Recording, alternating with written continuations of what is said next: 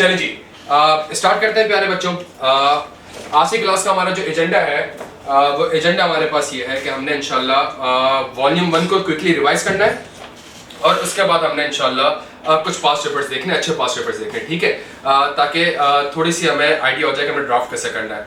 Second most important thing इसके अंदर ये है कि अगर आप वॉल्यूम 1 को देखेंगे तो वॉल्यूम 1 के ऊपर हमारे पास कुछ एक, आप यूँ समझ लें कि एक टेक्निक है, सही है। वो इंशाल्लाह आज की क्लास में टेक्निक समझ आ जाएगी, अच्छी प्रेजेंटेबल फॉर्म में समझ आ जाएगी, तो हमें थोड़ा सा पेपर में पिक करने में आसानी रहेगी, ठीक है। और फिर आपके जो भी सवाल होंगे इंशाल्लाह मैं उसको भी एड्रेस कर दूंगा। यहाँ तक बात समझ आती है सबके? अच्छा, फॉर एग्जाम्पल मैं थोड़ा सा पहले आपको ओवरव्यू दे दूं। पहले अगर आप देख लें तो मैंने कुछ चीजें आपके लिए पहले से बना के रखी है ताकि हमारा नोटिंग में ज्यादा टाइम वेस्ट ना हो, ठीक है, और उसको बड़ा स्ट्रक्चर्ड और लॉजिकल वे में इसको प्रेजेंट करके रखा हुआ है ताकि हमें आइडिया हो जाए, सही है। तो अगर फॉर एग्जांपल अगर आप यहाँ पे देखें तो आपको आइजा 240 में प्लानिंग दिख रहा है, परफॉर्मेंस दिख रहा है, रिस्पॉन्ड दिख रहा है। अगर आप आइजा 550 में आए तो आपको प्लानिंग दिखेगा, परफॉर्मेंस दिखेगा और फिर आपके पास रिस्पॉन्ड दिखेगा। अगर इसी तरीके से आप लेट से गोइंग कंसर्न की तरफ भी आए तो आपको प्लानिंग दिखेगा, परफॉर्मेंस दिखेगा, रिस्पॉन्ड दिखेगा। तो हम कोशिश करेंगे कि इस तरीके से चीज़ों को थोड़ा सा पढ़ लें। अगर हमारे से 800 की तरफ भी जाए तो आपको एक्सेप्टेंस दिखेगा, प्लानिंग दिखेगा। यार ये कौन कर रहा है यार, ना करो मैसी।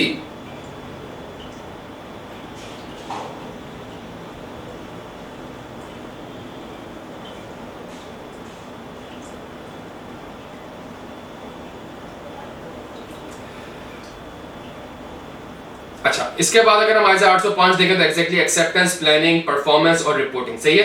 तो कोशिश हमने इस तरीके से करी है कि आज की क्लास में चूंकि वॉल्यूम 1 हमारे पास है तो वॉल्यूम 1 में हमारे पास प्लानिंग भी होता है, परफॉर्मेंस भी होता है, रिपोर्टिंग भी होता है, ठीक है। तो कोशिश करेंगे उसको क्विकली हम रिवाइज करें। तो पहला स्टेप हमारा ये होगा कि चूंकि हमने प्लानिंग, परफॉर्मेंस और रिपोर्टिंग तीन चीजें पढ़नी है, बिकॉज वॉल्यूम 1 में है ही तीन चीजें, सही है। प्लानिंग भी है, परफॉर्मेंस भी है और रिपोर्टिंग भी है। तो हम कोशिश करेंगे कि 3-4 घंटे में वॉल्यूम 1 के मेजॉरिटी आइजाज को इस टेक्निक से कवर करने की कोशिश करेंगे। यहाँ तक बात समझ आती है? यहाँ तक क्लियर है हम सारे?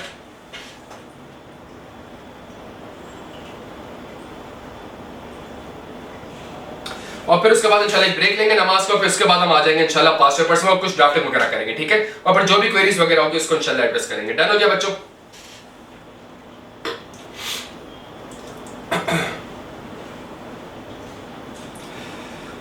मिल जाएगा, मिल जाएगा। नोट कुछ करने की जरूरत नहीं, जो समझा रहा हूँ, जो बोल रहा हूँ उसके लिए। तो अगले 3 घंटे बड़े इंपॉर्टेंट है। अगर 3 घंटे आप अटेंटिव रहेंगे तो इंशाल्लाह ये जो वॉल्यूम 1 60-70 मार्क्स का हमारे पास पेपर में आता है तो इंशाल्लाह उसकी एक अच्छी तैयारी हो जाएगी। आज रिकॉर्डिंग भी अवेलेबल होगी, अच्छी एडिट करके आपको प्रोवाइड कर दी जाएगी, हैंडआउट्स भी आपको प्रोवाइड कर दिए जाएंगे। काइंडली व्हाट्सएप ग्रुप ज्वाइन कर लीजिएगा बिकॉज वहां पे आपको कम्युनिकेट कर दिया जाएगा, सही है।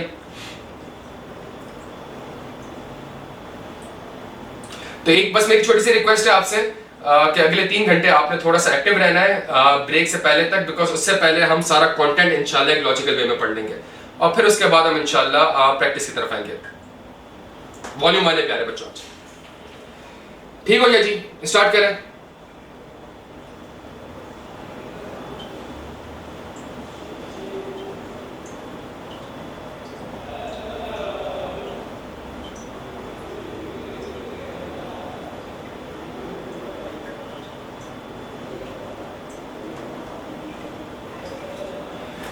अच्छा, बस एक चीज थोड़ा समझने की कोशिश करिएगा, एक चीज प्यारे बच्चों थोड़ा समझने की कोशिश करिएगा और इसको इस तरीके से देखिएगा। बस एक छोटी सी बात आपसे डिस्कस कर रहा हूँ, अगर वो आपके समझ आ जाएगी इंशाल्लाह तो थोड़ा सा आज की क्लास में आपका फायदा हो जाएगा। हमारे पास जो वॉल्यूम 1 है उसके अंदर हमारे पास 3 चीजें, ठीक है। मैं एक चीज आपको समझाने की कोशिश कर रहा हूँ, अगर आपके अगले 5 मिनट में ये चीज समझ आ जाएगी तो इंशाल्लाह वॉल्यूम 1 से 60-70 नंबर आपके कंफर्म हो जाएंगे अगले 3 घंटे में। और अगर उसको कोलैबोरेट करना हो तो जब उसके अगले 3 घंटे में प्रैक्टिस कर रहे होंगे तो इंशाल्लाह उससे ज्यादा फायदा हो जाएगा। लेकिन ये जो मैं आपको समझा रहा हूँ उसको थोड़ा फोकस करिएगा, सही है। हमारे पास वॉल्यूम 1 के 3 एरियाज है, सही है। प्लानिंग है, परफॉर्मेंस और रिपोर्टिंग है।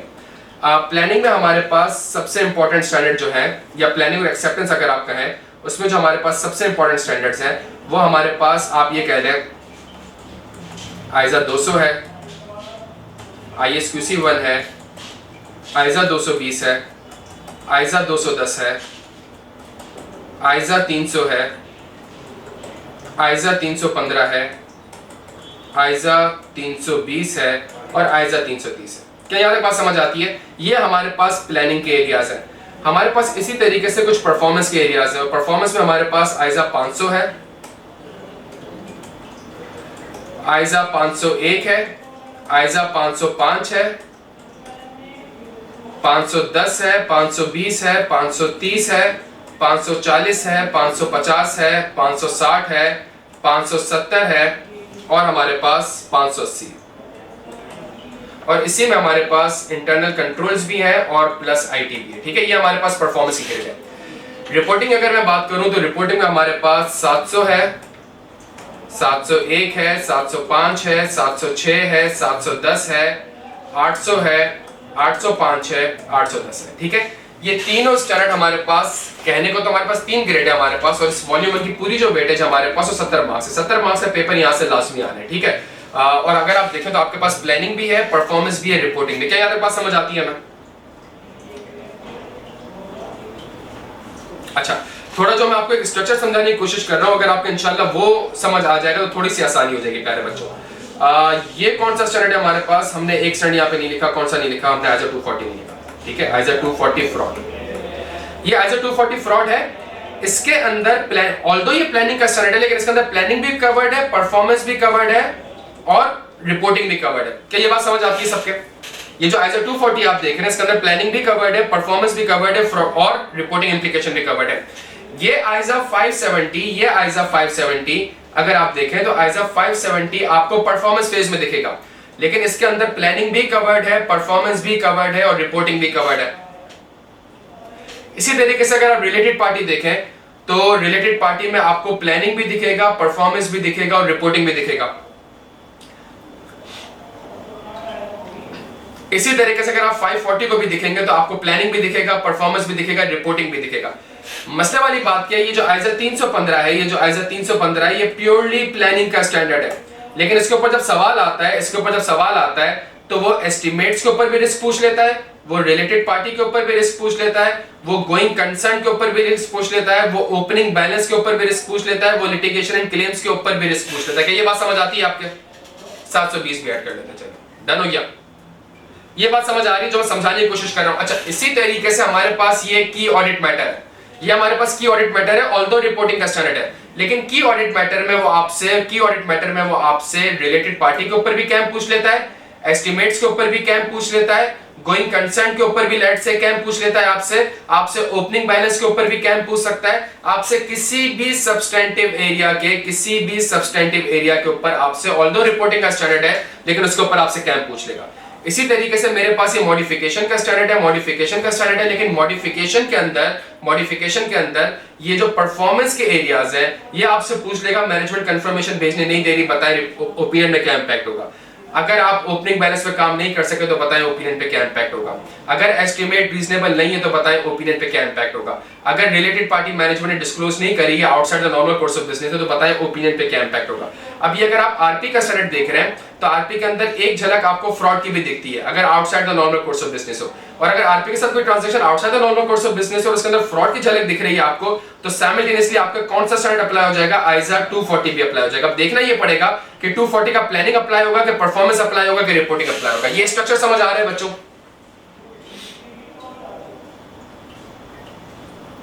तो आइजा का सबसे बड़ा मसला यही है कि सारी चीजें मैसअप है आपस में, सही है?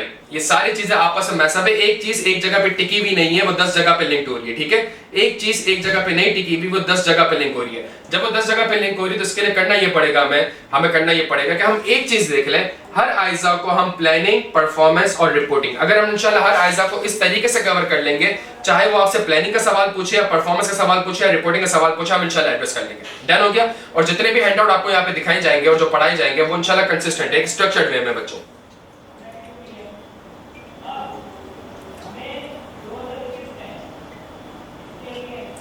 स्टार्ट करें बच्चों? क्लियर है? तो अगले 3 घंटे थोड़ी सी मेहनत करना है।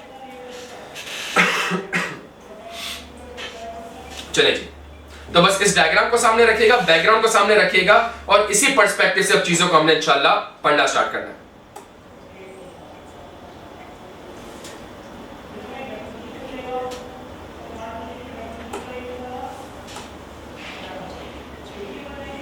अच्छा जी, चलें स्टार्ट करते हैं आइजा 240 से। आइजा 240 कहता है auditors responsibility related to fraud in an audit of financial statement It also deals with how ISA 315 and ISA 330 are to be applied in relation to। तो इसका मतलब है एक तरफ वो प्लानिंग की बात कर रहा है, दूसरी तरफ किसकी बात कर रहा है? 330 का मतलब दूसरी तरफ किसकी बात कर रहा है? परफॉर्मेंस की बात कर रहा है। ठीक है जी, तीन ही ऑब्जेक्टिव है इसके। पहला, to identify and assess the risk of material misstatement due to fraud. ये किस चीज की बात कर रहा है? ये प्लानिंग की बात कर रहा है। To obtain sufficient appropriate audit evidence regarding the assess risk of material misstatement. ये किसकी बात कर रहा है? परफॉर्मेंस की। और टू रिस्पॉन्ड एप्रोप्रिएटली, तो ये किस चीज की बात कर रहा है? टेक्निकली स्पीकिंग आपके रिपोर्टिंग इंप्लीकेशन की। सही है, हमारे पास अगर हम देखें तो पूरा आइजा इन तीन चीजों को कवर करता है। दो इंपॉर्टेंट कॉन्सेप्ट है। आइजा 240 में आपने प्रोफेशनल स्केप्टिसिज्म मेंटेन करना होता है, irrespective of past experience and irrespective of honesty and integrity of management, the auditor shall always maintain the professional skepticism। ये सबसे इंपॉर्टेंट कॉन्सेप्ट है। ठीक है, अच्छा, फिर वही तीन चीजें रिपीट हो रही है कि रिस्क को आइडेंटिफाई कर लें, उसके अगेंस्ट प्रोसीजर्स परफॉर्म कर लें और फिर उसके अगेंस्ट आप रिस्पॉन्ड कर लें।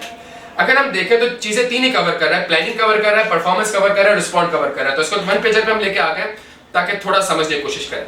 जो मैं आपसे हेडिंग बार बार कह रहा हूं, जो आपसे डिस्कस कर रहा हूं, उसको लाजमी आप समझने की कोशिश करिएगा। और अगेन ये एक वर्कशॉप है, क्विक रिवीजन है। सही है, नॉर्मल क्लास में हम सिर्फ 6-8 घंटे आइजा 240 फ्रॉड पढ़ते हैं। अभी हमने 3-3.5 घंटे में सारे आइजाज को क्विकली रिवाइज करना है। ठीक है, तो थोड़ा सा अटेंटिव आप रहेंगे तो इंशाल्लाह फायदा होगा। प्लानिंग मैं क्या कह सकता हूं? तो पेपर में सवाल क्या आ सकता है? पेपर में सवाल आ सकता है how to identify fraud risk. सही है, पेपर में क्वेश्चन नंबर 1 इस तरह भी आ सकता है। या पेपर में सवाल आ सकता है कि मुझे रिस्क असेसमेंट प्रोसीजर्स बताएं। या पेपर में सवाल आ सकता है कि मुझे प्लानिंग प्रोसीजर्स बताएं। क्या यहां तक बात समझ आती है भाई? तो वो आपसे जब प्लानिंग है तो वो 3 तरीके के सवाल पूछ सकता है। वो आपसे कहता है कि जी मुझे बताएं फ्रॉड रिस्क को कैसे आइडेंटिफाई करूं। मुझे वो कहेगा कि जी बताएं रिस्क असेसमेंट प्रोसीजर्स क्या होंगे। मुझे बताएं भाई प्लानिंग प्रोसीजर्स क्या होंगे, या प्लानिंग एक्टिविटीज क्या होंगी, डन हो गया? तो इस तरीके से वो आपसे सवाल पूछ सकता है। तो जब फ्रॉड के ऊपर मैंने रिस्क आइडेंटिफाई करना है, जब मुझे फ्रॉड के ऊपर रिस्क आइडेंटिफाई करना है, तो फ्रॉड के ऊपर रिस्क आइडेंटिफाई और असेस करने के लिए मुझे कुछ हरकत करनी पड़ेगी। और वो हरकत क्या कहलाती है? वो हरकत कहलाती है risk assessment procedures. Risk assessment procedures होते ही वो प्रोसीजर्स हैं जिससे फ्रॉड को आप या तो फ्रॉड के रिस्क को आप आइडेंटिफाई कर सकते हो और असेस कर सकते हो। तो तभी ये रिस्क असेसमेंट प्रोसीजर्स कहलाते हैं। आइजा 315 का जो मैंने रिवीजन सेशन लिया था वो आप देखेंगे तो वहां पे भी बात क्या चल रही थी? रिस्क असेसमेंट प्रोसेस की बात चल रही थी। मुझे बताएं फ्रॉड कंपनी में होता है, फ्रॉड को जिम्मेदारी किसकी है? फ्रॉड को प्रिवेंट करना, डिटेक्ट करना, करेक्ट करना किसकी जिम्मेदारी है? मैनेजमेंट की है। सही है, तो आप इंक्वायरी भी किससे करेंगे प्यारे बच्चों? इंक्वायरी भी किससे करेंगे? मैनेजमेंट से। क्यों? Because management is primarily responsible. और इंक्वायरी क्यों करेंगे? बिकॉज रिस्क असेसमेंट प्रोसीजर आपके पास 3 किस्म के होते हैं। या तो आप इंक्वायरी कर लें, या आप ऑब्जर्वेशन एंड इंस्पेक्शन कर लें, या आप एनालिटिकल प्रोसीजर्स परफॉर्म कर लें। तो मैंने इंक्वायरी को पकड़ा और मैंने मैनेजमेंट से इंक्वायरी करी और मैंने मैनेजमेंट से पूछा कि भाई आप बताएं आपका क्या प्रोसेस है। जब जिम्मेदारी आपकी है तो बताएं आपका क्या प्रोसेस है, आप किस तरीके से फ्रॉड के रिस्क को आइडेंटिफाई कर सकते हैं और रिस्पॉन्ड कर सकते हैं। सही है, आपकी क्या जिम्मेदारी है, प्लस आपकी क्या असेसमेंट है। चूंकि मेरी जिम्मेदारी प्लानिंग फेज में रिस्क को आइडेंटिफाई करना और रिस्क को असेस करना है, तो मैं मैनेजमेंट से अगला सवाल पूछूंगा कि जी आप मुझे ये बता दें कि आपकी असेसमेंट क्या कहती है, आपको क्या लगता है कि फाइनेंशियल स्टेटमेंट में कहां पे फ्रॉड हो सकते हैं। तीसरी चीज आप मुझे ये बताएं, ये जो प्रोसेस है आपका, ये जो आपने बनाया है, और बोर्ड ऑफ डायरेक्टर्स की या दोस्त जावेद गवर्नेंस की रिस्पॉन्सिबिलिटी होती है कि मैनेजमेंट के प्रोसेस को ओवरसाइट करे। तो क्या आपके मैनेजमेंट ने आपके इस प्रोसेस को ओवरसाइट, क्या दोस्त जावेद गवर्नेंस ने इस प्रोसेस को ओवरसाइट किया भी है या नहीं किया, आप मुझे ये बता दें।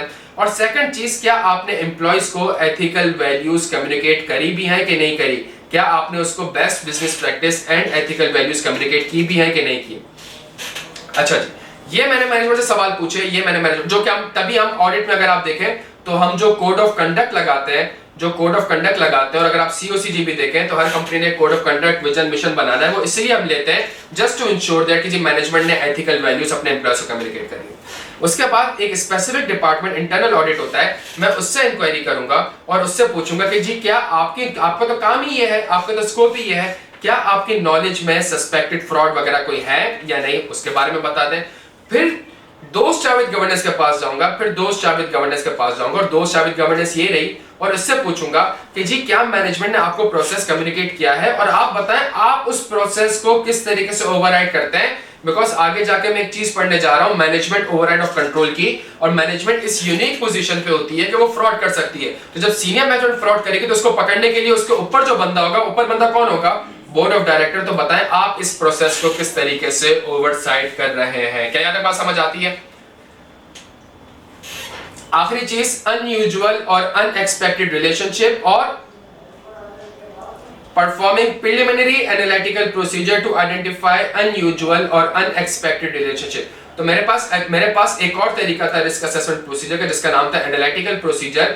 तो मैं एनालिटिकल प्रोसीजर से भी कोई फ्रॉड का रिस्क आइडेंटिफाई कर सकता हूं। सही है, ये मेरा पहला स्टेप था जिसपे मैंने मैनेजमेंट से इंक्वायरी करी, जिसपे मैंने इंटरनल ऑडिट से इंक्वायरी करी और मैंने दोस्त चार्ज विद गवर्नेंस से इंक्वायरी करी। ठीक है, जब मैं इंक्वायरी करूंगा तो देयर इज अ पॉसिबिलिटी कि मुझे यहाँ पे आंसर मिले नो। क्या मतलब कि भाई हमारा तो कोई असेसमेंट है ही नहीं, फ्रॉड तो है ही नहीं। इंटरनल ऑडिट से इंक्वायरी करूं, वो कहे नो, वो कहे कि जी कोई फ्रॉड हुआ ही नहीं है। दोस्त चार्ज गवर्नेंस से ऑडिट करूं तो दोस्त चार्ज गवर्नेंस इंक्वायरी में कहे कि जी हमारी कंपनी में तो कोई फ्रॉड हुआ ही नहीं है, मैं ओवरसाइट करता हूं, मुझे ऐसा कोई आइडेंटिफाई नहीं हुआ। आइजा आपसे कहता है फ्रॉड और एरर में बुनियादी फर्क किस चीज का है? फ्रॉड और एरर में बुनियादी फर्क चीज है फ्रॉड और एरर में बुनियादी फर्क है इंटेंशन का। तो अगर फ्रॉड हुआ होगा तो कोई ना कोई इंटेंशन होगी। ये अगर आप रिस्क फैक्टर देखें, ये हम 315 में पढ़ा करते थे, बट चूंकि आइजा 240 पढ़ रहे हैं और आइजा 240 कहता है किस तरीके से, also deals with how ISA 315 apply. सही है, तो आइजा 315 अप्लाई कैसे हो रहा है? आइजा 315 इस तरीके से अप्लाई हो रहा है प्यारे बच्चों, आइजा 315 इस तरीके से अप्लाई हो रहा है। और कंसीडर द रिस्क फैक्टर नहीं, चूंकि फ्रॉड है तो आपने एक और चीज कंसीडर करनी पड़ेगी, consider the fraud risk factor. क्या यहां तक बात समझ आ रही है? तो आइजा से हमसे कहा भाई फ्रॉड रिस्क फैक्टर बताओ। आइजा ने कहा पहला फ्रॉड रिस्क फैक्टर है इंसेंटिव और प्रेशर। सही है, पहला फ्रॉड रिस्क फैक्टर है इंसेंटिव और प्रेशर। अगर मैनेजमेंट फ्रॉड करेगी तो कोई ना कोई इंसेंटिव या प्रेशर होगा। फॉर एग्जांपल मार्केट में कोई न्यू कॉम्पिटिटर आ जाएगा, या मार्केट में कोई न्यू प्रोडक्ट आ जाएगा, या मार्केट में कोई न्यू टेक्नोलॉजी आ जाएगी। क्या यहां तक बात समझ आती है हमें? या फॉर एग्जांपल आपने बैंक से लोन लिया हुआ है, या आपने बैंक से आपको एडिशनल फाइनेंसिंग चाहिए, या आपने किसी किस्म का कोई बोनस वगैरह दिया हुआ है। तो अगर ये फैक्टर्स मौजूद होंगे तो ये इंटेंशन है, ये नियत है जो कि ट्रिगर करेगी कि हाँ जी फ्रॉड करना है। फॉर एग्जाम्पल अगर मार्केट में न्यू कॉम्पिटिटर आ जाएगा तो आपके रेवेन्यू कम हो जाएंगे। जब आपके रेवेन्यू कम हो जाएंगे तो इसका मतलब आपकी शेयर प्राइस कम हो जाएगी, आपके नेट एसेट्स कम हो जाएंगे। जब आपकी शेयर प्राइस कम हो जाएगी तो इसका मतलब है शेयर होल्डर की वेल्थ कम हो जाएगी। जब शेयर होल्डर की वेल्थ कम हो जाएगी तो वो क्यों रेवेन्यू बढ़ाएगा? वो क्यों रेवेन्यू बढ़ाना चाहेगा? वो रेवेन्यू को क्यों बढ़ाना चाहेगा? वो रेवेन्यू को इसलिए बढ़ाना चाहेगा बिकॉज इन 3 वजूहात की वजह से, और ऐसे 3 लाख वजूहात और हो सकती हैं जिसकी वजह से अगर रेवेन्यू पे इंपैक्ट आ रहा होगा तो कंपनी रेवेन्यू के ऊपर कोई फ्रॉड रिस्क करेगी। क्या यहां तक बात समझ आती है भाई? अगर आप अपने स्टाफ को, सेल्स डिपार्टमेंट को बोनस दें और बोनस में अगर आप ये कहें कि जी अगर इस साल का सेल्स का टारगेट 100 मिलियन हो गया तो मैं आपको 10 मिलियन का बोनस दूंगा, क्या उनके ऊपर कोई इंटेंशन है? क्या उनकी नियत होगी फ्रॉड करने की?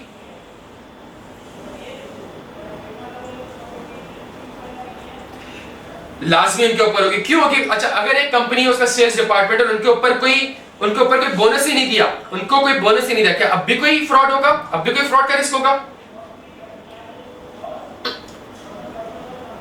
तो बोनस की वजह से कोई फ्रॉड का रिस्क नहीं होगा। बोनस की बिकॉज आपको रिस्क फैक्टर नहीं मिल रहा। सही है, आपको रिस्क फैक्टर नहीं मिल रहा। तो इन फैक्टर्स को आपने कंसीडर करना है। बैंक से अगर आप लोन लेते हैं तो कोवेनेंट ब्रीच हो जाएंगे। जब कोवेनेंट ब्रीच हो जाएंगे तो बैंक सारा का सारा पैसा इमीडिएटली मांग लेगा। तो अगर आपके फाइनेंशियल स्टेटमेंट में कोवेनेंट ब्रीच होने जा रहे हैं तो आप लाजमी तौर पे रेवेन्यू को बढ़ाने की कोशिश करेंगे, आप लाजमी तौर पे अपनी इक्विटी को बढ़ाने की कोशिश करेंगे, आप लाजमी तौर पे करंट एसेट्स को बढ़ाने की कोशिश करेंगे, आप लाजमी तौर पे करंट लायबिलिटीज को कम करने की कोशिश करेंगे ताकि कोवेनेंट ब्रीच ना हो। क्या यार बात समझ आती है बच्चों?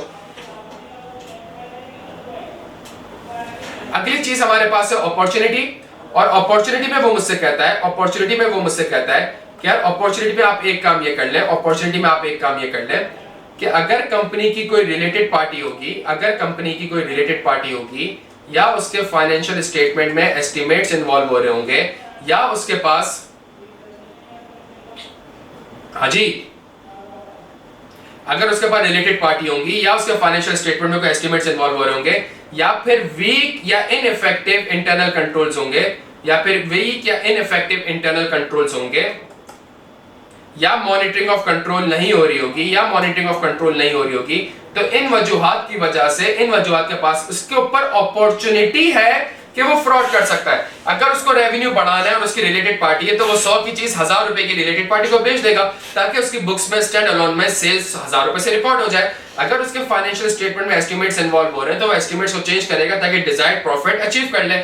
अगर इंटरनल कंट्रोल ही इनइफेक्टिव है, तो उसके पास अपॉर्चुनिटी, उसको पता है कि कोई इसकी चीज देख ही नहीं रहा, तो वो बड़े आराम से फ्रॉड कर सकता है। बच्चों क्या यहां तक बात समझ आती है? एटीट्यूड स्लैश रेशनलाइजेशन, कि अगर इंटरनल कंट्रोल इनइफेक्टिव है, अगर इंटरनल कंट्रोल इनइफेक्टिव है और उसके बावजूद मैनेजमेंट उसको रेक्टिफाई नहीं कर रही, सीनियर मैनेजमेंट उसको रेक्टिफाई नहीं कर रही, अगर सीनियर मैनेजमेंट उसको रेक्टिफाई नहीं कर रही, तो इसका मतलब है अगर मैनेजमेंट के इंटरनल कंट्रोल इनइफेक्टिव है और अगर उस मैनेजमेंट उसको रेक्टिफाई नहीं कर रही, इंटरनल कंट्रोल को ठीक नहीं कर रही, तो मैनेजमेंट का एटीट्यूड इस चीज की अलामत है कि इस कंपनी में फ्रॉड हो रहा है। क्या यहां तक बात समझ आती है बच्चों? बेहतरीन हो गया। इसके बाद जब मैंने सारे काम कर लिए बच्चों, तो मुझे अगला काम ये करना पड़ेगा, आइजा 315 याद है ना क्या कहता था कि रिस्क को आपने एफएस लेवल पे भी लिंक करना है और रिस्क को आपने एजर्शन लेवल पे भी लिंक करना है। सही है, रिस्क को आपने एफएस लेवल पे भी लिंक करना है और रिस्क को एफएस लेवल पे एक रिस्क प्रिज्यूम रिस्क है, ता कयामत मौजूद होगा, जिसका नाम क्या है प्यारे बच्चों, जल्दी से बता दें इसका नाम क्या है? Management override of control. ये रिस्क ता कयामत मौजूद होगा। इसके ऊपर एक और अच्छा कॉन्सेप्ट समझ लें, irrespective of past experience, irrespective of honesty and integrity of management, the auditor shall always presume a significant risk of management override of control। सही है। और मैनेजमेंट ओवरराइड ऑफ कंट्रोल की टेक्निक्स क्या है हमारे पास? Recording fictitious journal entries, inappropriately adjusting assumption, estimates को change कर सकती है, कॉम्प्लेक्स ट्रांजैक्शन में एंगेज हो सकती है, ऑडिटर को कोई फैक्ट डिस्क्लोज ना करे, अकाउंटिंग रिकॉर्ड्स को अल्टर कर सकती है, और इस साल के एक्सपेंसेस को अगले साल रिकॉर्ड कर दे, या अगले साल के रेवेन्यू को इस साल रिकॉर्ड कर दे। ये उसके पास टेक्निक मौजूद है, ये आपने लाजमी आइडेंटिफाई करना है। ठीक है, हमारे पास अगली चीज है एजर्शन लेवल। प्यारे बच्चों, अगर हमारे पास एक रिस्क, आइजा आपसे कहता है दूसरा प्रिज्यूम रिस्क लाजमी कहां रखना है भाई, कहां रखना है?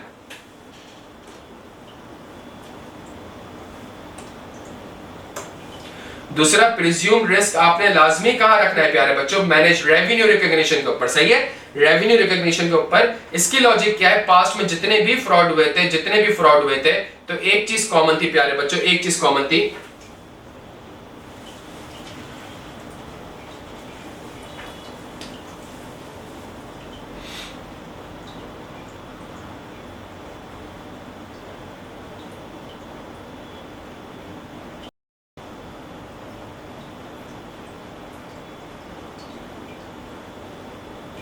स्क्रीन दिख रही है आप लोगों को?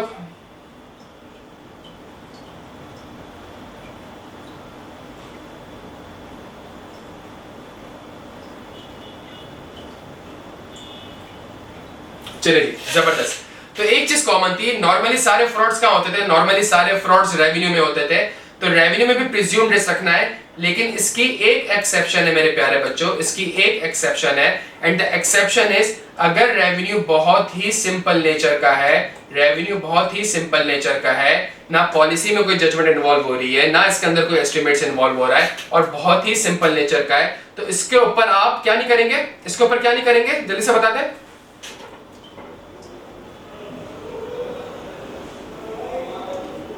इसके ऊपर क्या नहीं करेंगे बच्चों? इसके ऊपर मैं रिस्क आइडेंटिफाई नहीं करूंगा, सही कह रहा हूं सर? इसके ऊपर फ्रॉड का रिस्क आइडेंटिफाई नहीं करूंगा, आइजा 240 के हिसाब से फ्रॉड का रिस्क आइडेंटिफाई नहीं करूंगा, लेकिन आइजा 315 के हिसाब से इसके ऊपर लाजमी रिस्क आइडेंटिफाई करूंगा अगर कोई इनहेरेंट रिस्क फैक्टर मौजूद है। अगर कोई इनहेरेंट रिस्क फैक्टर मौजूद है तो उसके बेसिस पे मैं लाजमी इसके ऊपर रिस्क आइडेंटिफाई करूंगा। समझ आ रही है बात? फर्क है, सुनिएगा मेरी बात को। मैं यहां पे कहता हूं revenue is overstated, let's say मेरा एक रिस्क है, रेवेन्यू इज ओवरस्टेटेड। यहां पे इसी रिस्क को मैं कैसे ड्राफ्ट करूंगा, revenue is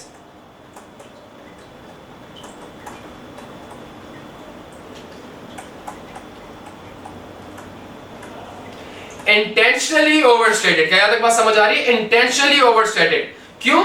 because of incentive slash pressure. Done हो गया प्यारे बच्चों? लेकिन एमओसी के ऊपर कोई भी एक्सेप्शन आपके पास अवेलेबल नहीं है बच्चों। क्लियर हम सारे यहां तक?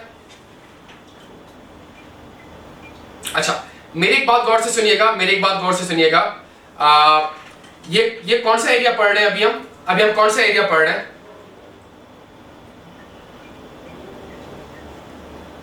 थोड़ा सा अगर आप एक्टिव करेंगे, पार्टिसिपेट करेंगे, आपका फायदा है। अभी हम प्लानिंग पढ़ रहे हैं, सही है। नॉर्मली ऑडिटर, और लिखा हुआ क्या है, लिखा हुआ क्या है आइजा में, लिखा हुआ है also deals with how ISA 315, सही है। 315 याद है प्यारे बच्चों? आइजा 315 याद है? आइजा 315 में हम क्या करते थे? आइजा 315 में हम ऑब्टेन करते थे अंडरस्टैंडिंग ऑब्टेन करते थे किसकी? एनवायरनमेंट की। एनवायरनमेंट में इंडस्ट्री की, रेगुलेशन की, अदर एक्सटर्नल फैक्टर्स की। फिर हम अंडरस्टैंडिंग ऑब्टेन करते थे किसकी? एंटिटी की। और एंटिटी में हम देखते थे नेचर, ओनरशिप, फाइनेंसिंग, इन्वेस्टमेंट। याद आ रहा है प्यारे बच्चों? फिर हम अकाउंटिंग पॉलिसीज को इवैल्यूएट करते थे, हम बिजनेस रिस्क भी देख रहे होते थे, सही है। और हम फ्रॉड रिस्क को भी कंसीडर कर रहे होते थे। जब मैं ये सारी अंडरस्टैंडिंग ऑब्टेन करता था तो इंडस्ट्री में मैं देखता था कहीं मार्केट में न्यू कॉम्पिटिटर तो नहीं आ गया, कहीं मार्केट में कोई न्यू टेक्नोलॉजी तो नहीं आ गई, कहीं मार्केट में कोई चेंज तो नहीं आ गया, कहीं कस्टमर की डिमांड चेंज तो नहीं हो गई हमारे पास। क्लियर है? फिर नेचर ऑफ द एंटिटी में कंपनी के ऑपरेशंस को देख रहा होता था। ओनरशिप में मैं देखता था, क्यों? ताकि कंपनी की रिलेटेड पार्टी पता चल जाए। फाइनेंसिंग में देखता था कि जी बैंक से लोन कहां लिया है, सही है, पैसा इन्वेस्ट कहां पे किया हुआ है, और इसके बेसिस पे अकाउंटिंग पॉलिसी को इवैल्यूएट करता था। ये जो सारी अंडरस्टैंडिंग मुझे ऑब्टेन करनी होती थी प्यारे बच्चों, ये सारी अंडरस्टैंडिंग मुझे ऑब्टेन करनी होती थी, ये किस तरीके से करता था मुझे जल्दी से बता दें। जो सारी अंडरस्टैंडिंग ऑब्टेन करनी होती थी, इसके लिए मैं क्या परफॉर्म करता था? रिस्क असेसमेंट प्रोसीजर्स परफॉर्म करता था, ऐसा ही है। और रिस्क असेसमेंट प्रोसीजर मेरे पास क्या होते थे? इंक्वायरी होती थी, ऑब्जर्वेशन एंड इंस्पेक्शन होता था, और एनालिटिकल प्रोसीजर होता था। फॉर एग्जांपल, अगर मुझे ओनरशिप देखनी है तो मैं इंस्पेक्ट कर लूंगा शेयर होल्डर रजिस्टर को, तो मुझे पता चल जाएगा कंपनी की ओनरशिप किसके पास है। अगर मुझे ओनरशिप एंड गवर्नेंस स्ट्रक्चर देखना है तो मैं minutes of the meeting of board of director देख लूंगा, तो मुझे पता चल जाएगा कंपनी का बोर्ड ऑफ डायरेक्टर में कौन बैठा हुआ है। क्या यहां तक बात समझ आ रही है? अगर मुझे इंडस्ट्री का मालूम करना है तो मैं सीएफओ से एक इंक्वायरी कर लूंगा। अगर कोई न्यू कॉम्पिटिटर तो नहीं आया तो मैं मार्केटिंग डिपार्टमेंट से एक इंक्वायरी कर लूंगा कि क्या कोई नया कॉम्पिटिटर आया है कि नहीं आया। क्या यहां तक बात समझ आती है बच्चों? अच्छा, जबरदस्त हो गया। जब मैं ये सारे काम करता हूं तो मुझे क्या मिल जाते हैं प्यारे बच्चों?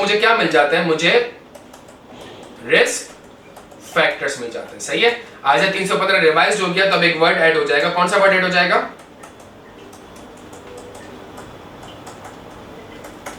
इनहेरेंट रिस्क फैक्टर्स मिल जाएंगे, सही है। जब ये इनहेरेंट रिस्क फैक्टर्स प्यारे बच्चों मुझे मिल जाएंगे तो मैं क्या करूंगा? इस इनहेरेंट रिस्क फैक्टर के बेसिस पे या तो एफएस लेवल या एजर्शन लेवल पे उसको लिंक करूंगा। क्लियर हो गया हम सारे यहाँ पे? अगर ये आइजा 315 को गौर से देखें प्यारे बच्चों, अगर आइजा 315 को गौर से देखें और इस एक लाइन को पढ़ें जो हम आइजा 240 पढ़ते हुए इग्नोर कर देते हैं, also deals with how ISA 315। और अब अगर आप इस प्लानिंग फेज को देखें, ये जो पूरा येलो कलर का बॉक्स बना हुआ है प्यारे बच्चों, इसके अंदर आपको क्या दिख रहा है? जल्दी से बता दें, इसके अंदर आपको क्या दिख रहा है?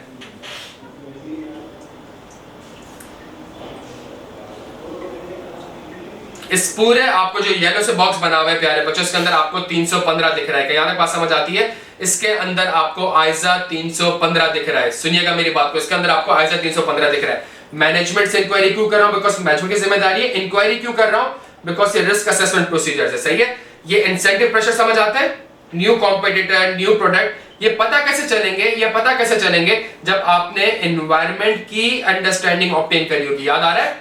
आपको पता कैसे चलेगा कि कंपनी ने लोन लिया हुआ है, कंपनी को एडिशनल फाइनेंसिंग चाहिए, तो जब अंडरस्टैंडिंग ऑब्टेन करते हुए आप फाइनेंसिंग,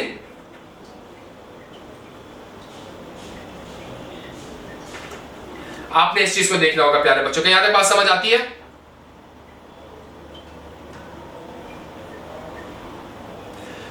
तो ये जितनी चीजें अगर आप देखें, और ये एफएस लेवल, ये एग्जर्शन लेवल, तो बेसिकली प्यारे बच्चों क्या छुपा हुआ है, ये इसके अंदर क्या छुपा हुआ है? इसके अंदर आइजा 204, आइजा 315 ही छुपा हुआ है। डन हो गया? कुछ बातें बड़ी इंपॉर्टेंट है, सुनिएगा मेरी, सही है? कुछ बातें आगे बड़ी इंपॉर्टेंट करूंगा मैं। अगली चीज, जब रिस्क आइडेंटिफाई कर लिए तो अगला काम क्या करना पड़ेगा? अगला काम क्या करना पड़ेगा प्यारे बच्चों, जल्दी से बता दें।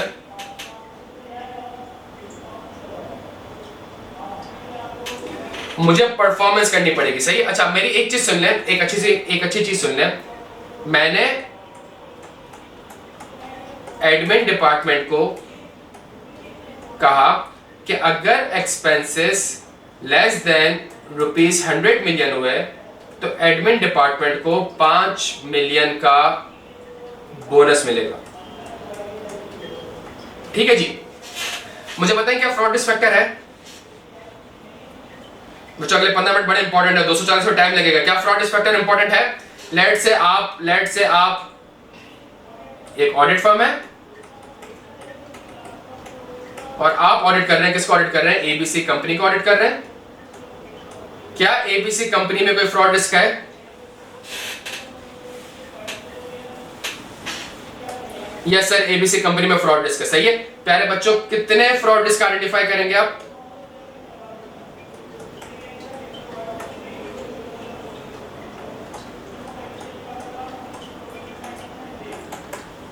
प्यारे बच्चों हमेशा याद रखिएगा, 3 फ्रॉड रिस्क होंगे, 2 तो हमेशा से होंगे। एक एमओसी होगा, एक रेवेन्यू होगा, और एक और आ जाएगा किसके ऊपर आ जाएगा? एडमिनिस्ट्रेटिव एक्सपेंस के ऊपर आ जाएगा, सही है? एडमिनिस्ट्रेटिव एक्सपेंस के ऊपर आ जाएगा। ये आपका तीसरा फ्रॉड रिस्क होगा। क्या यहां तक बात समझ आती है प्यारे बच्चों? और ये जो एडमिनिस्ट्रेटिव एक्सपेंस का रिस्क होगा, ये एफएस लेवल का होगा क्या एसेशन लेवल का होगा?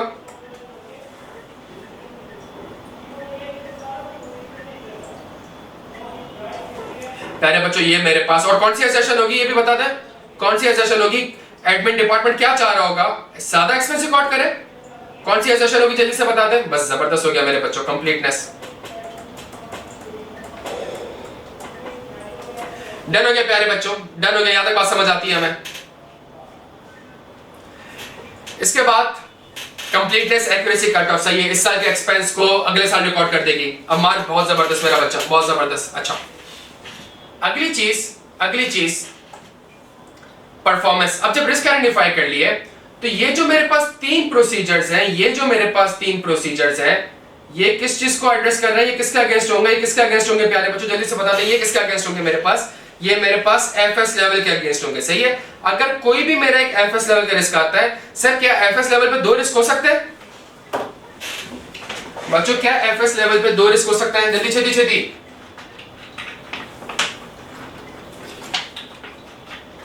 कैसे हो सकते हैं एफएस लेवल पे 2 रिस्क?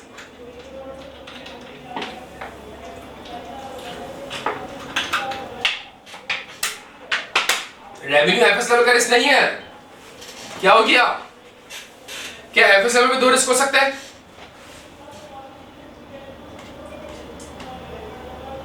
मैं आपके सामने एक और एग्जांपल डिस्कस करता हूं मेरे बच्चों। मैं आपके सामने एक और, मैंने बैंक से लोन लिया हुआ है और कोवेनेंट है कि करंट लायबिलिटी करंट एसेट से एक्सीड नहीं करनी चाहिए।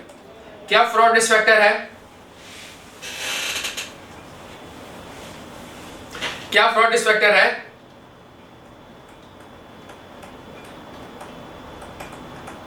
मुझे बताएं कहां लिंक करूं इसको, एफएस लेवल पे या एसेशन लेवल पे? जल्दी छेती तो मुझे बताएं, एफएस लेवल पे एक रिस्क आ गया, किस चीज का रिस्क आ गया? कोवेनेंट ब्रीच का। लेकिन एफएस लेवल पे एक और रिस्क तो हमेशा से मौजूद होगा, उसका नाम क्या होगा? एमओसी। क्या यहां तक बात समझ आती है? तो अगर आपका एफएस लेवल का कोई रिस्क है तो आइजा ने आपको कुछ जनरल प्रोसीजर बता दें कि जो रिस्क पूरे एफएस में मौजूद है, एफएस में कहीं पे भी मसला हो सकता है। ये एफएस लेवल का रिस्क क्यों है? बिकॉज करंट लायबिलिटी के अंदर 10 चीजें आ रही होंगी, 10 की 10 जगह के ऊपर फ्रॉड हो सकता है। करंट एसेट में 50 चीजें आ रही होंगी, 50 की 50 जगह पे फ्रॉड हो सकता है। डन हो गया? अच्छा, तो आइजा आपसे कहता है कि आप जनरल प्रोसीजर कर लें, assign and supervise personal having knowledge skills and the ability of the individual. आप एंगेजमेंट टीम ऐसी भेजें जिसके पास फ्रॉड की एक्सपर्टीज हो। आप अकाउंटिंग पॉलिसीज को इवैल्यूएट करें और आप एलिमेंट ऑफ अनप्रेडिक्टेबिलिटी इनकॉर्पोरेट करें in the selection of nature, timing and the extent of audit procedure. आप इनकॉर्पोरेट करें element of unpredictability in the selection of nature, timing and extent of audit procedure. सही है, मैं आपको इसके ऊपर कुछ एग्जांपल्स भी दूंगा, लेकिन अभी जो मैं आपसे समझाने की कोशिश कर रहा हूं समझिएगा। सेकंड चीज, अगर एमओसी लेवल पे रिस्क है, अगर एमओसी लेवल पे रिस्क है, तो चूंकि वो फिक्टिशियस जर्नल एंट्रीज रिकॉर्ड कर सकता है, तो आप एक काम ये करें कि आप जर्नल एंट्रीज को टेस्ट कर लें। अगर वो एस्टिमेट्स को चेंज कर सकता है, अगर वो एस्टिमेट्स को चेंज कर सकता है, तो इसके अगेंस्ट आप एक काम कर लें कि आप अकाउंटिंग एस्टिमेट्स को रिव्यू कर लें।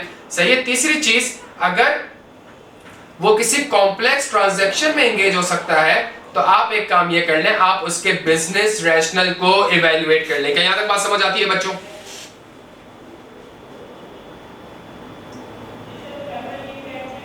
तो एफएस लेवल पे मेरे पास थी, तो आइजा ने आपको 6 प्रोसीजर्स दिए हैं, आइजा ने आपको 6 प्रोसीजर्स बताए हैं, लेकिन आइजा ने पीछे अपेंडिक्स में बेतहाशा प्रोसीजर्स बताए।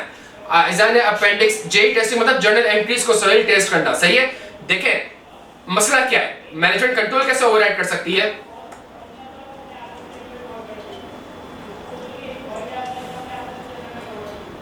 मैनेजमेंट कंट्रोल कैसे ओवरराइड कर सकती है मेरे भाई, मुझे बताएं सुहेल साहब।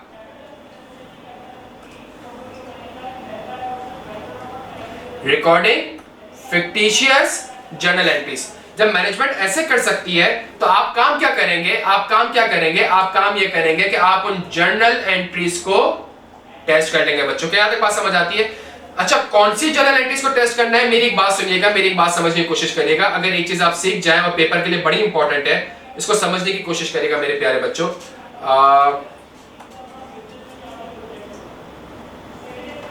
सेल्स पे काम किया है आप लोगों ने? सेल्स पे कभी काम किया है?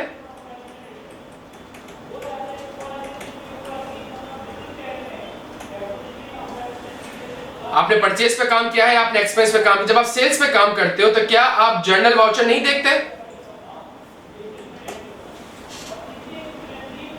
जब आप परचेज पे काम करते हो, तो क्या आप जर्नल वाउचर नहीं देखते? क्या आप एक्सपेंस पे काम करते हो, तो क्या आप जर्नल वाउचर नहीं देखते? तो प्यारे जर्नल वाउचर तो मैं ऑलरेडी देख रहा होता हूं, लेकिन मसला क्या है, मेरी जो सेल्स की पॉपुलेशन होती है, जब मैं इसमें सैंपलिंग करता हूं, जब मैं इसके ऊपर सैंपलिंग करता हूं, लेट्स से कौन सी सैंपलिंग करते हैं आप लोग अपनी फर्म में?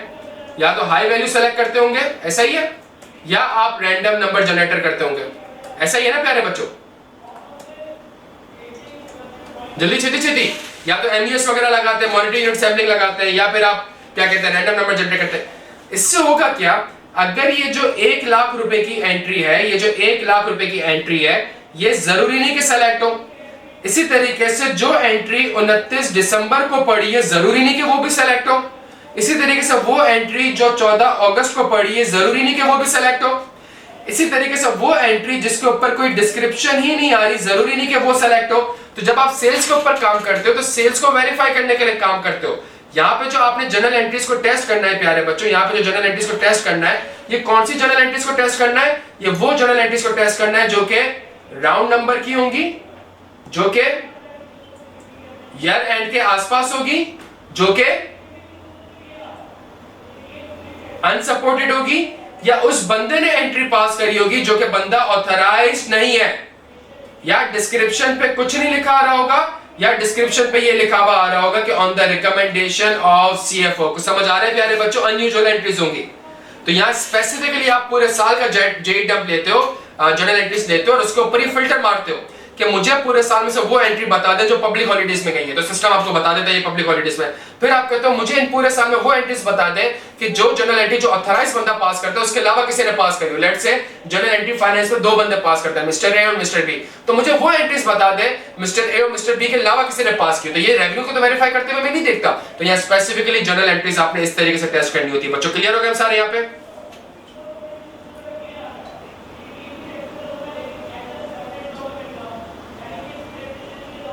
अच्छा, जब ये प्रोसीजर्स में परफॉर्म करूंगा, जब ये प्रोसीजर्स मेरे प्यारे बच्चों में परफॉर्म करूंगा, तो मसला क्या हो जाएगा? मसला ये होगा मुझे कोई ना कोई मिस स्टेटमेंट आइडेंटिफाई होगी। ऐसा ही है भाई, मुझे कोई ना कोई मिस स्टेटमेंट आइडेंटिफाई होगी। ऐसा ही है बच्चों?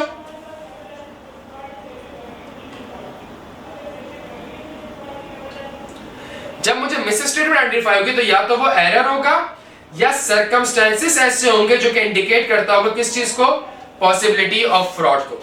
ठीक हो गया जी? Auditor shall evaluate the implication on the other aspect of audit, reliability of the management representation because fraud is unlikely to be an isolated occurrence। अगर अच्छा circumstances indicate क्या है possibility of fraud की?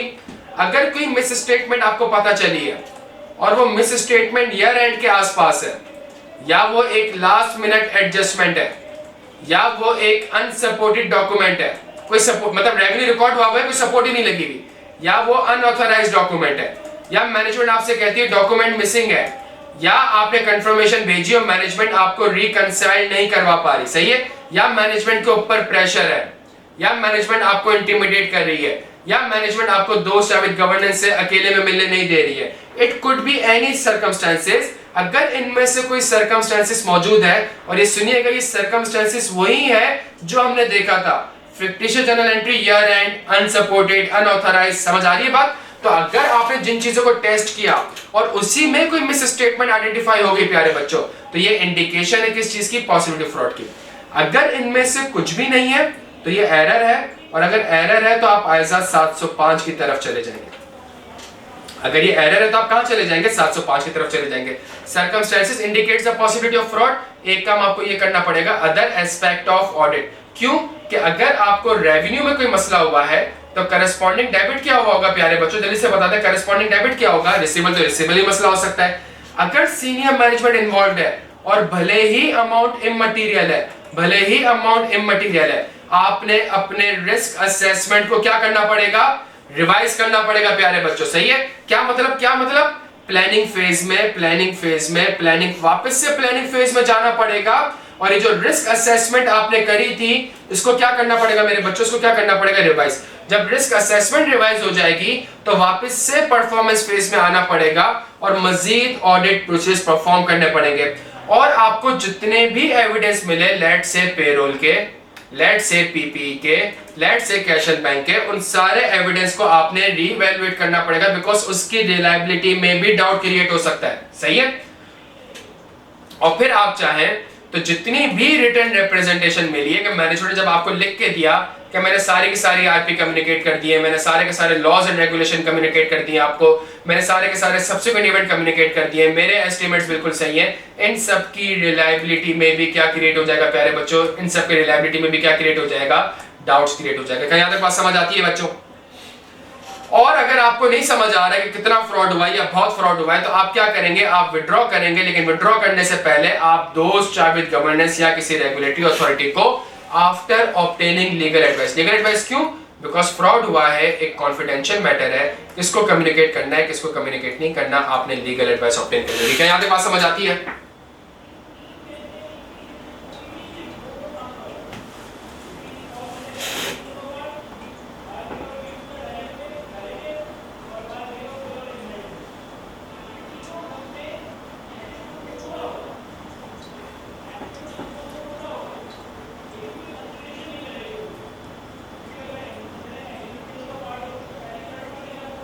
तो वो हमने डायग्राम पूरी गंदी कर दी है। यहां आपके सामने कुछ चीजें पेश हैं, 1 मिनट आपको देता हूं, सिर्फ उसको सुकून से देख लें, सिर्फ 1 मिनट दे रहा हूं, आप सुकून से देख लें, और फिर उसके ऊपर सवाल भी ले लेता हूं, कुछ अच्छे पास पेपर से रिलेटेड, कुछ अच्छे एग्जाम जो इस अटेम्प्ट में इंपॉर्टेंट है, इंशाल्लाह वो भी बता देता हूं। एक नजर इस स्ट्रक्चर को समझने की कोशिश करें। तो ये 1 पेजर पे आपके लिए पूरा आइजा 240 कर दिया, और एक्सप्लेनेशन तो हम इतनी कर चुके हैं कि आप ही सोचें। मुझे सेशन में कुछ फायदा हो रहा है आप लोगों को?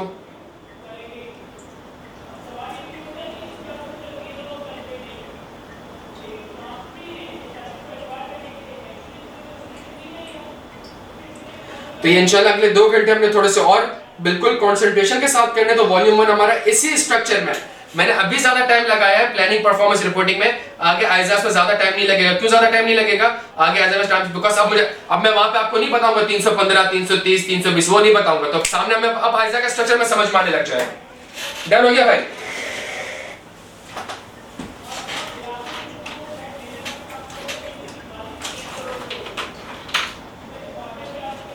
बच्चों आवाज क्लियर आ रही है आप लोगों को?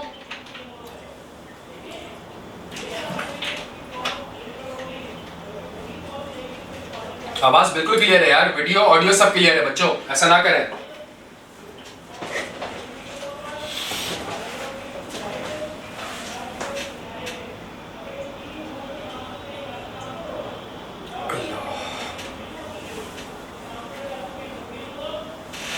चले जी, बेहतरीन हो गया, बेहतरीन हो गया। अच्छा, इसको नहीं छेड़ते, इस वाली डायग्राम पे हम काम नहीं करेंगे। हम इस वाली डायग्राम पे इसलिए काम नहीं करेंगे बिकॉज ये आप लोगों के लिए है, हम इसको गंदा करते रहेंगे, ठीक है? और ये गंदा नहीं कर रहे हम, ये हम बेसिकली समझ रहे हैं चीजों को, ठीक है?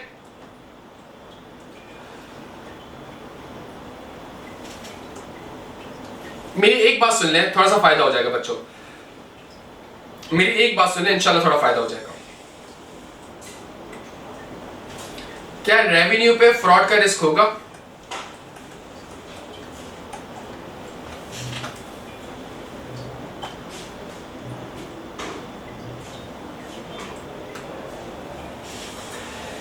क्या रेवेन्यू पे फ्रॉड का रिस्क होगा? अच्छा, मैं कहता हूं रेवेन्यू पे फ्रॉड रिस्क है, यस, डन हो गया। और फ्रॉड रिस्क ये है कि मैनेजमेंट ने रेवेन्यू को क्या करा होगा? ओवर स्टेट किया होगा। ये सुनिएगा, मैं बहुत बहुत जबरदस्त बात सिखा रहा हूं आपको। रेवेन्यू को क्या करा होगा? ओवर स्टेट किया होगा, सही है? अगर मैनेजमेंट ने रेवेन्यू को ओवर स्टेट किया होगा तो मुझे बता दें कौन सी असर्शन है हमारे पास। एक असर्शन है कंप्लीटनेस, एक असर्शन हमारे पास है अकरेंस, एक है हमारे पास एक्यूरेसी, एक है हमारे पास कट ऑफ, एक है हमारे पास क्लासिफिकेशन। बताएं कौन सी असर्शन रेलिवेंट है?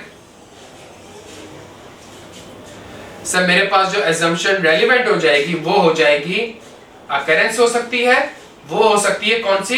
Cut off. कट ऑफ भी कौन सा वाला होगा मेरे बच्चों? अर्ली कट ऑफ तो नहीं होगा ना? मतलब 365 दिन की जगह 385 दिन का रेवेन्यू रिकॉर्ड किया होगा ना? 385 दिन का 350 दिन का तो रेवेन्यू रिकॉर्ड नहीं किया होगा। या क्लियर हो?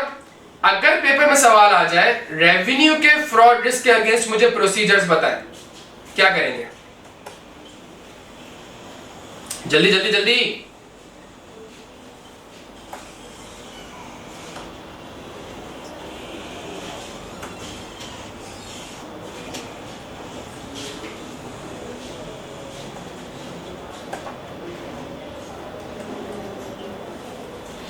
रेवेन्यू के फ्रॉड रिस्क के ऊपर तो मैं एक अकरेंस का प्रोसीजर लिख दूं,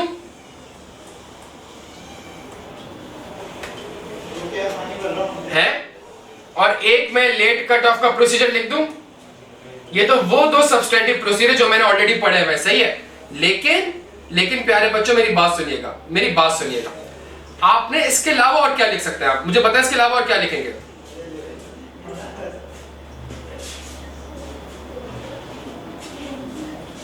select sample from sales addition inspect the GDN, मैं ये लिख दूंगा।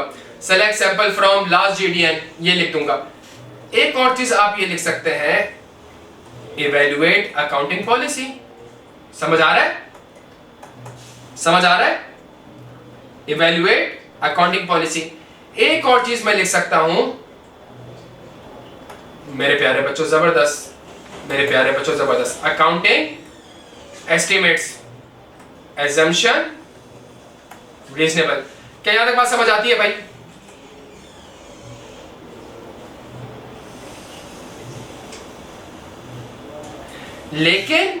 लेकिन ये मेरी बात समझने की कोशिश करिएगा। ये मसला किस चीज का है? मसला है लेट कट ऑफ का। मसला किस चीज का है मेरा बच्चा? लेट कट ऑफ का। तो आप एक एलिमेंट ऑफ अनप्रिडिक्टेबिलिटी भी इनकॉर्पोरेट कर सकते हैं। और आप क्या कर सकते हैं? आप आखिरी के 2 से 3 दिन कहां छुप जाएंगे? कहां छुप जाएंगे? कहां चले जाएंगे? जल्दी से बता दें, कहां चले जाएंगे? वेयर हाउस में। आप आखिरी के 2-3 दिन का, और आप खुद जाके वेयर हाउस में देखेंगे कि एक्चुअल सेल्स हो कितनी रही है, एक्चुअल सेल्स हो कितनी रही है, और लास्ट जीडीएन है क्या।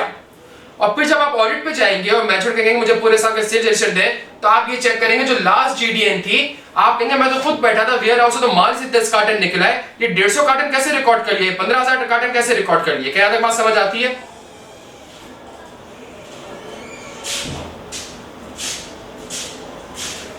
आजादी अब्दुल्ला बिल्कुल ठीक कह रही हैं आप एक और काम ये कर सकते हैं, सुनिएगा मेरी बात को। आप एक और काम ये कर सकते हैं कि रेवेन्यू के ऊपर आप जर्नल एंट्री टेस्टिंग कर सकते हैं।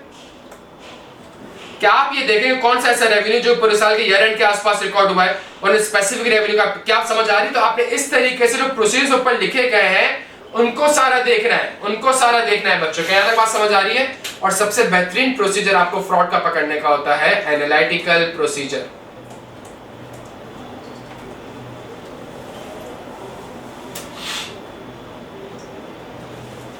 बच्चों डन है यहाँ पे?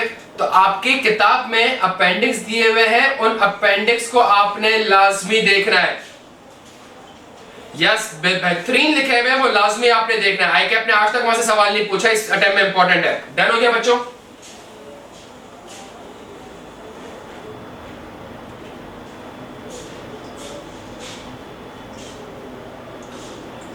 चले जी,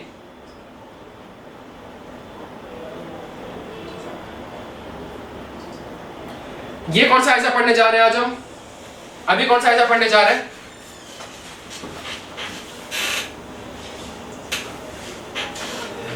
आयजा 550 रिलेटेड पार्टी। ये अगले 10 मिनट में हमारा इंशाल्लाह क्या हो जाएगा? रिवाइज हो जाएगा। डन हो गया?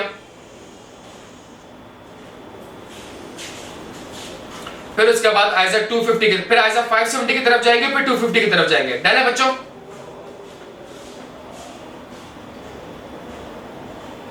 चले जी, बेहतरीन हो गया बच्चों, बेहतरीन हो गया, बेहतरीन हो गया। अच्छा जी, सेम बच्चों, सेम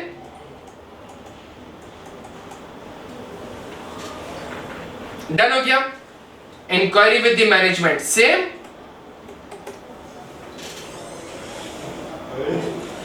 यहां पे आप मैनेजमेंट से क्या इंक्वायरी करोगे कि मुझे बताएं आपकी कौन कौन सी रिलेटेड पार्टीज हैं, उनके साथ आपका क्या रिलेशनशिप है और उनके साथ आपने क्या ट्रांजैक्शन करी है।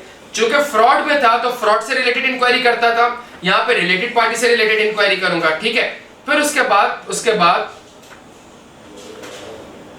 आयजा 315 याद है? ISA obtaining understanding of the entity and its environment including its internal control. तो बताएं आपके पास क्या कंट्रोल्स मौजूद हैं जिससे आप रिलेटेड पार्टी को identify, account for and disclose कर लेते हैं। बताएं आपके पास क्या कंट्रोल है कि related party authorise and approved होती है कि नहीं होती। बताएं आपके पास क्या कंट्रोल है कि अगर कोई transaction outside the normal course of business होगा तो उसको कौन बंदा ऑथराइज करता है और अप्रूव करता है। तो यहाँ पे वर्ड क्या आ रहा है? Authorisation and approval. और ये मेरे पास क्या होती है प्यारे बच्चों? ये मेरे पास कहलाती है कंट्रोल एक्टिविटी। डन हो गया भाई? तो ये काम आपने, जब आपने ये काम करा तो आपके पास कुछ रिस्क आइडेंटिफाई हो गए, आपके पास कुछ रिस्क आइडेंटिफाई हो गए। ये आपके पास आइडेंटिफाई हो गया रिस्क 1, ये आपके पास आइडेंटिफाई हो गया रिस्क 2, ये आपके पास आइडेंटिफाई हो गया रिस्क 3, ये आपके पास आइडेंटिफाई हो गया रिस्क 4 और ये आपके पास आइडेंटिफाई हो गया रिस्क 5। डन हो गया बच्चों? तो जब स्ट्रक्चर समझ में आ गया तो आइजा आगे हमारे पास इसी स्ट्रक्चर से हम इंशाल्लाह सारी चीजें पढ़ लेंगे। पहला रिस्क, रिलेटेड पार्टी ट्रांजैक्शन में not be properly account for and disclose. तो पहला रिस्क क्योंकि मैनेजमेंट ने आरपी की ट्रांजैक्शन आइडेंटिफाई तो कर ली है लेकिन फाइनेंशियल स्टेटमेंट में उसको एडिक्वेटली डिस्क्लोज नहीं किया। दूसरा रिस्क कि कुछ ट्रांजैक्शन ऐसी होंगी जो कि outside the normal course of business होंगी। सही, कुछ ट्रांजैक्शन आरपी के साथ ऐसी होंगी जो कि outside the normal course of business होंगी। तीसरा रिस्क, कुछ ट्रांजैक्शन ऐसी होंगी जिसमें फ्रॉड हो सकता है। मैनेजमेंट ने आरपी के साथ बैठ के फ्रॉड किया होगा। ये दोनों वर्ड याद आ रहे हैं? ये दोनों वर्ड कहां से पढ़े हमने अभी? ये दोनों वर्ड कहां से पढ़े? जब भी रिलेटेड पार्टी होगी तो मैनेजमेंट के पास क्या होती है प्यारे बच्चों? अपॉर्चुनिटी होती है। जब अपॉर्चुनिटी होती है तो मैनेजमेंट फ्रॉड का रिस्क मौजूद है। जब फ्रॉड रिस्क फैक्टर मौजूद है तो रिस्क भी आइडेंटिफाई करें ना। और ट्रांजैक्शन में तो रिलेटेड पार्टी मैनेजमेंट ने डिस्क्लोज ही नहीं करी। आरपी के साथ ट्रांजैक्शन हुई है और मैनेजमेंट ने ऑडिटर को और फाइनेंशियल स्टेटमेंट में डिस्क्लोज ही नहीं करी। और पांचवा रिस्क मेरा, अगर मेरे पास मैनेजमेंट ये असर्शन है कि RP transaction were conducted on the terms equivalent to those prevailing in an arm's length transaction. अगर मैनेजमेंट फाइनेंशियल स्टेटमेंट में ये लिखती है प्यारे बच्चों कि आरपी के साथ जो ट्रांजैक्शन होने जा रही है वो आर्म्स लेंथ में है, तो फिर आपका ये रिस्क है कि जो रिस्क इसके ट्रांजैक्शन आर्म्स लेंथ पे ना हो और एफएस में ऐसा लिखा गया है कि आर्म्स लेंथ पे है। क्या यहां तक बात समझ आती है? क्या यहां तक बात समझ आती है प्यारे बच्चों? तो ये हमारे पास 5 रिस्क हो गए। आरपी डन मेरा, आरपी में प्लानिंग डन, ये मेरे पास कहलाएंगे रिस्क असेसमेंट प्रोसीजर्स। और इन रिस्क असेसमेंट प्रोसीजर से मैंने ये ऑडिट रिस्क आइडेंटिफाई करे। And audit risk include both the risk, it includes the normal audit risk as per ISA 315 and it includes the risk of fraud as per ISA 240। अच्छा जी, procedure मेरा risk ये है कि RP के साथ transaction तो हुई है लेकिन मैनेजमेंट ने इसको प्रॉपर्ली डिस्क्लोज नहीं करा। मतलब डिस्क्लोज तो किया है लेकिन इसको प्रॉपर्ली डिस्क्लोज नहीं किया। तो मैं क्या कर, डिस्क्लोजर क्या जाता है, डिस्क्लोज क्या होता है? डिस्क्लोज तो टर्म्स एंड कंडीशंस होती हैं। तो मैं एक काम ये कर सकता हूं, कंफर्मिंग और discussing the specific aspect of the transaction with the intermediary such as banks, law firm, guarantors और एजेंट। तो मैं एक काम ये कर सकता हूं कि मैं ये ट्रांजैक्शन को रिलेटेड पार्टी से भी कंफर्म कर सकता हूं, लेकिन अगर कंपनी ए ने कंपनी बी के साथ कोई ट्रांजैक्शन करी है तो बीच में कोई इंटरमीडियरी भी इन्वॉल्व होगा, मैं उससे भी कंफर्म कर सकता हूं। तो मैं आरपी से भी कंफर्म कर सकता हूं और मैं इंटरमीडियरी से भी कंफर्म कर सकता हूं। और उसके बाद अगर मैं चाहूं तो इस कंपनी बी के अगर कोई ऑडिटर है और उसने फाइनेंशियल स्टेटमेंट का ऑडिट किया है तो जो टर्म्स एंड कंडीशन है वो इस ऑडिटेड एफएस में भी डिस्क्लोज होंगी। मैं चाहूं तो मैं financial statements of the related party भी देख सकता हूं, ऑडिटेड फाइनेंशियल स्टेटमेंट देख सकता हूं इन ऑर्डर टू असेस कि क्या मैनेजमेंट ने उसको, क्या रिलेटेड पार्टी में उसको किस तरीके से डिस्क्लोज किया गया। जो चीजें डिस्क्लोज की गई हैं, जो टर्म्स एंड कंडीशन डिस्क्लोज की गई है, वही कंपनी ने अपने फाइनेंशियल स्टेटमेंट में भी डिस्क्लोज की है कि नहीं की। क्या यहां तक बात समझ आती है?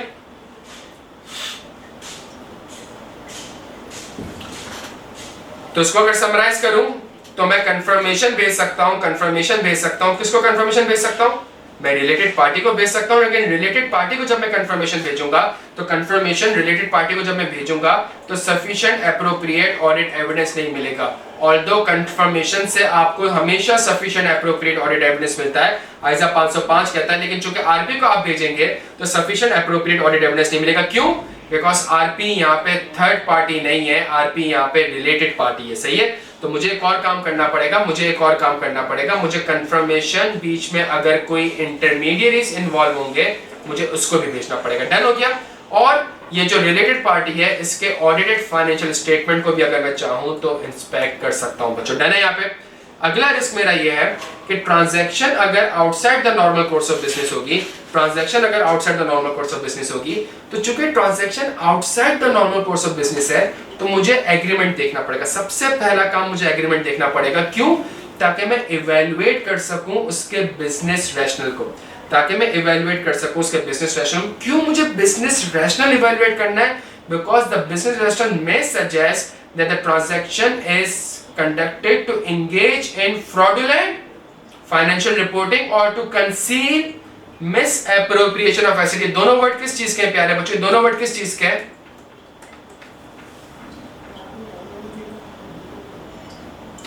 अगर पेपर में सवाल आ जाए, मेरी बात सुनिएगा, बड़ी इंपॉर्टेंट है, एक सेकंड के लिए भी आपने यहां नहीं होना है।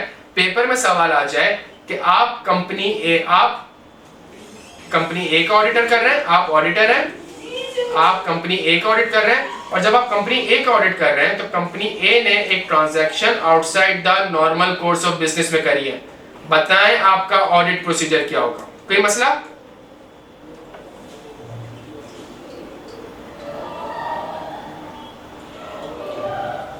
जल्दी छेती छेती भाई, क्या हो गया? तो मैं क्या काम करूंगा? मैं एग्रीमेंट देखूंगा। एग्रीमेंट जो मैं देखूंगा वो 3 पर्पस के लिए देखूंगा बच्चों। जब मैं एग्रीमेंट देखूंगा तो 3 पर्पस। पहला, to evaluate the business rational. दूसरा, जो टर्म्स एंड कंडीशन एग्रीमेंट में लिखी गई है क्या वो मैनेजमेंट की एक्सप्लेनेशन से कंसिस्टेंट है। और तीसरा, जो टर्म्स एंड कंडीशन बताई गई है, जो लिखी गई है, क्या वही फाइनेंशियल स्टेटमेंट में डिस्क्लोज हो रही है कि नहीं हो रही। और आखिरी, क्या ये आरपी के साथ जो ट्रांजैक्शन हुई है क्या इसको एप्रोप्रिएटली ऑथराइज्ड एंड अप्रूव्ड किया भी है कि नहीं किया। बच्चों क्या यहां तक बात समझ आती है? तो मैंने बड़े आराम से ये प्रोसीजर्स परफॉर्म कर दिए। डन हो गया बच्चों? पेपर का अगला सवाल सुनिएगा, वो बड़ा एक्टिव रहना है। पेपर का अगला सवाल, assume that you perform the audit procedure and while evaluating the business rationale, auditor is of the view